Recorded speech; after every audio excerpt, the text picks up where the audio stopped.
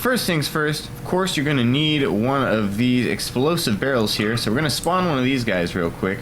The way that this works is we get a bunch of these little cans. They don't have to be cans, but they're pretty much the easiest object to use. They're nice and small, and that's pretty much what matters here. So we're gonna get a bunch of those in 1920. 20 is a pretty good number. Basically, each one of those, we're gonna put a trail on it eventually, and that trail is gonna be like what makes the firework, you know, happen. So we're gonna get the weld tool real quick, and we're just gonna weld these guys on here. And we're gonna try to do it in somewhat of a pattern so that we get kind of like an even, like, outward explosion, like a real firework. I mean, you don't want it to be just completely random. You want it to have some sort of like shape to it, you know? Alright, so now that we got them on in some sort of a pattern here, you know, we got them pretty evenly spread out and whatnot, you're gonna go into the trail tool and you're gonna start picking your colors. So we're gonna start with, you know, red, I guess, because why not? Red for all of these guys. And then for all the other ones, we'll do blue, I suppose, because, you know, why not?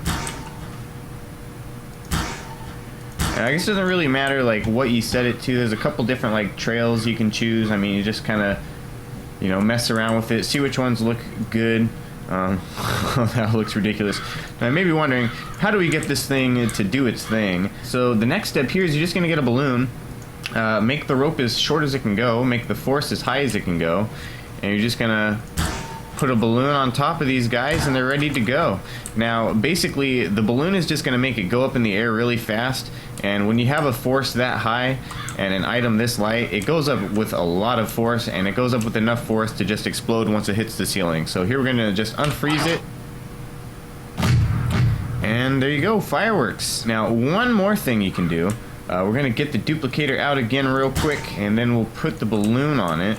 Now, you can get these to spawn unfrozen. Now, the way to do this is kind of tricky. You just need to get something like, something flat or something, you know, with enough surface area to just, like, stop this thing. So we'll get, like, a door or something if I could ever find it. I'm pretty blind when it comes to these lists for some reason. I'm sure they're right in my face. Here's a door. We're going to do that. Then we're going to unfreeze it.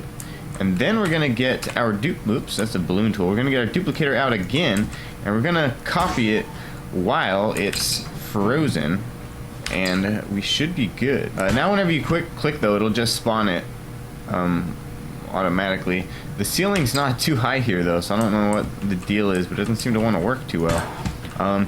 If it's not exploding, oh, there you go. If it's not exploding, what you can do is actually just add another balloon.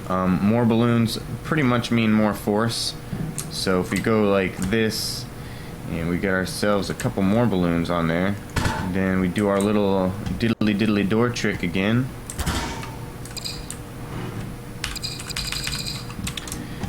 Should work a little better now. Let's see. Yeah, there we go. So now we can just spawn them like crazy, and they just fucking go up. And yeah, now you have yourself a little firework gun. I actually did save this duplicator, so it should be available. I don't know how how that system works, but I did publish it in the like the save duplications list, however the hell that thing works. So I mean, if you search for fireworks in the workshop, you should be able to find it if this thing will ever pop up. It doesn't seem to wanna, but yeah, that's pretty much it for this video. Just wanted to show you guys this cool little trick